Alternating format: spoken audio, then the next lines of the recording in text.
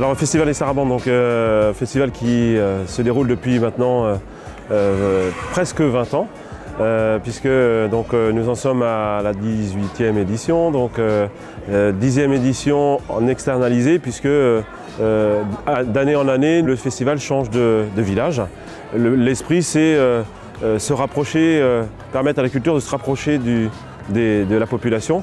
Et donc en allant dans le village et en investissant le village, le festival permet aux gens de pouvoir découvrir la culture, découvrir les arts plastiques, découvrir la musique, mais dans leur village. Le principe consiste à aller vers les habitants, leur demander donc d'ouvrir leur portail, leur cour, leur grange, et donc d'associer cette ouverture du chez-soi avec un artiste. C'est-à-dire que du coup, l'artiste vient dans la cour, la grange ou l'espace qui est mis à disposition et vient y installer ses œuvres pour que on puisse avoir un lieu support aux artistes. Alors, le Crédit Agricole avait décidé donc de verser une aide de 10 000 € et à l'intérieur de ces 10 000 €, il y avait un grand prix des Sarabandes d'un montant de 2 000 € qui a été décerné par les administrateurs de la caisse locale voisine, Rouillac, et des 2 autres caisses locales voisines.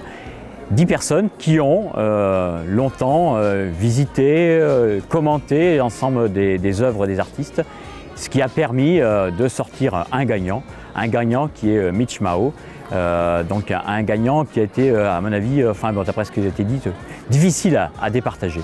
Effectivement, il y a eu ce premier prix de 2 000 € qui a été offert par le Crédit Agricole, par M. Bouju. Un deuxième temps, le Crédit Agricole a demandé à ce qu'il y ait aussi une œuvre qui soit mise à disposition pour le Crédit Agricole. Donc c'est Kat Soriano qui a été retenu pour cette œuvre. Et donc l'œuvre sera dans un premier temps peut-être dans vos locaux et peut-être après dans les agences. Voilà, donc l'esprit c'est aussi de permettre ce que les œuvres puissent ne pas rester que forcément dans des galeries ou autres, mais puissent, pourquoi pas être exposées chez des partenaires privés.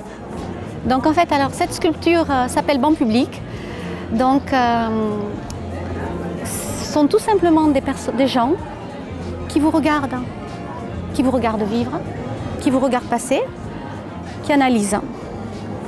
Et ma pièce a été choisie pour être présentée dans toutes les agences du Crédit Agricole et j'en suis vraiment très heureuse. Notre but premier d'association La Palaine est de permettre la culture en milieu rural, à proximité des villages et proche des gens.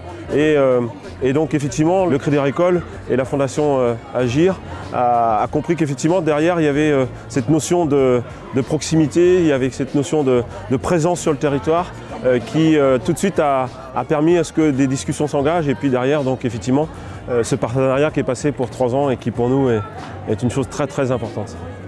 C'est tout à fait le domaine de la Fondation Agir en Charente-Périgord, car nous voyons des spectacles qui ont lieu dans les villages, dans le milieu rural, avec participation de nombreux bénévoles qui ont travaillé pendant de nombreuses semaines.